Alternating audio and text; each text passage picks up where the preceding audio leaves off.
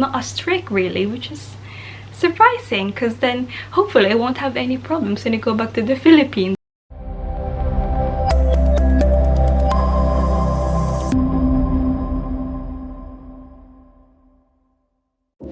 Hey guys, it's Danica and welcome back to my channel. For those who are new to my channel, welcome. My name is Danica. I'm a registered nurse in the Philippines, here in the UK and in the US as well. If you're new here in this channel, I encourage you to click on the subscribe button below and also the bell button beside it so that you will be notified every time that we have an update. Alright guys, so for today's video, it's actually a bit similar to my previous video maybe a couple years ago. So these are like some of the interesting facts in the UK. So as you all know, I am a Filipino nurse who's working here in the UK and obviously different countries, so things are quite, you know, surprising for me or interesting, I'd say. And I just wanted to share it with you guys and put on the comments how do you feel about it. So yeah, it's gonna be fun. So if you guys are interested in this video, then please keep on watching.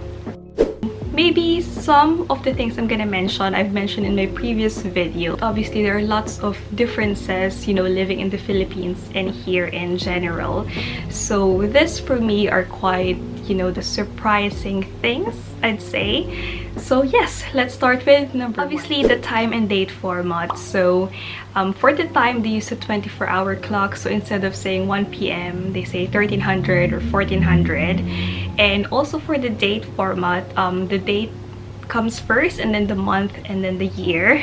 And also how they say the time in general, like instead of saying 6:30, 6:30, or 6:15, they say 6:15. So these things, so I'm getting used to it now, but obviously when I first came here it still confuses me, like what is my birthday? Is it the 5th, like 0509 or 0905? So yeah. And next thing actually that's interesting is their second or middle name. So they don't really have such thing, like very strict with this thing.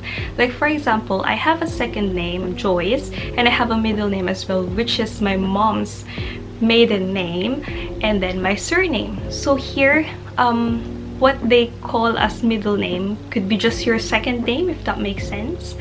For example, my boyfriend, his name is Marcus Lee and then his surname. So if I ask him what is his middle name, he'll say Lee, which is obviously for us it's just like the second name. In connection to that, they don't carry their mom's middle name in their name, so it's just gonna be the first name and then the surname and then their second name if there's any, or they can also call it like their middle name. But obviously in the Philippines it's very different, so second name is different from the middle name because middle name is usually your mom's maiden name. So yeah, I know it's just how different it is really. And also they're not very strict with like names. For example, in the Philippines, all the documents should be my full name, like Danica Joyce, my middle name, and then my surname.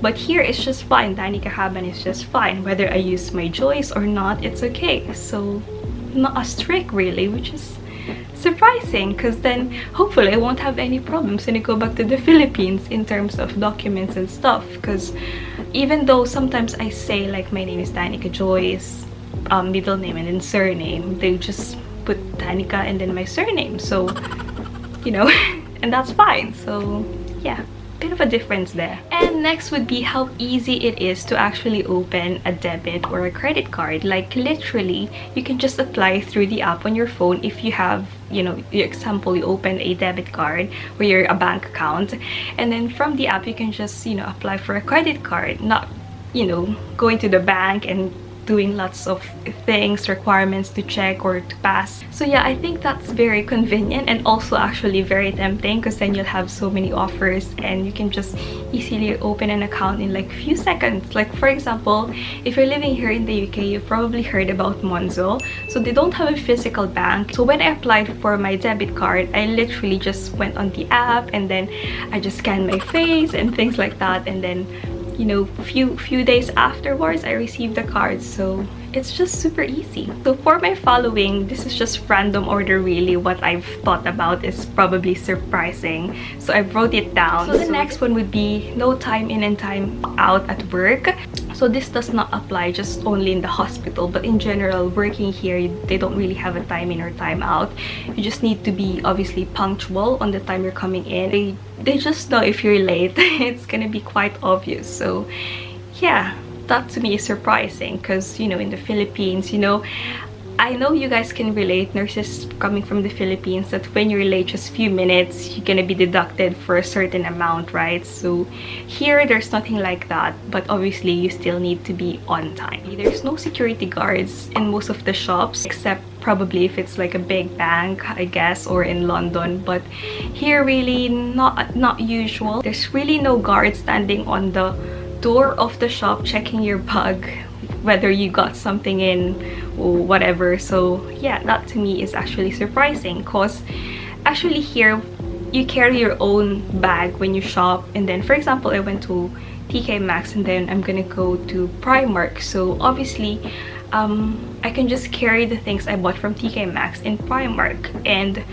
you know, in the Philippines, you can't do that. You should leave, you know, the shopping bag where you got some stuff from on a different store when you enter a new store, so that it will prevent people from actually, you know, sneaking in something on that shopping bag. So yeah, and in connection to that, I've actually said it already, there's no baggage counter wherein you can leave your things when you wanted to shop, so you carry everything. And this is such a pain. Actually, this is something I can never get used to, because you know, when you check out in the hotels, sometimes obviously you can't leave your luggage there, but sometimes it gets heavy, or when you just shop around, you know, you can't really leave your things. So when you shop, you need to carry everything, so just bear that in mind. And since we're talking about shopping, actually, is the shopping times. So I'm not quite sure how early shops really open here, maybe 8 or 9 a.m, but they really shut early. So for example, in countryside, usually depends obviously on summer, it could be until 6:30, but on winter, autumn, like sometimes 5 or 5:30 most of the shops.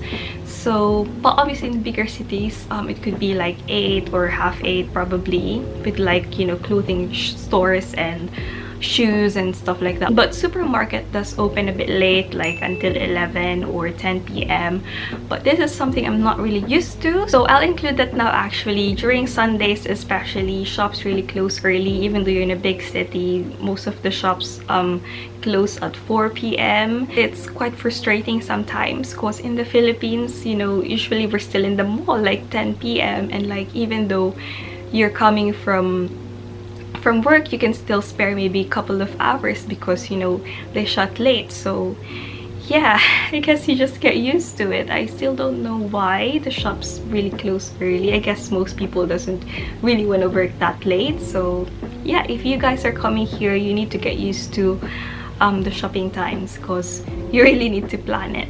And next, guys, would be TV license, which is unheard of when I was in the Philippines. In the Philippines, you can just have lots of TVs and, you know, just watch whatever you want. But here, they do pay for TV license. I never paid personally, because I was told you only need to actually pay for the TV license if you're watching live shows. And for me, I just watch Netflix and YouTube. They do monitor, and if you get caught, obviously you need to pay for something. But also in my previous flat, I just needed to declare as well that I don't need to pay TV license. I am aware that they do have like random checks as well if you don't really need a TV license or not, so just be careful about this. And next, guys, would be the use of second-hand cars, which is pretty common, like super common really. It's even like unusual to buy a new car here.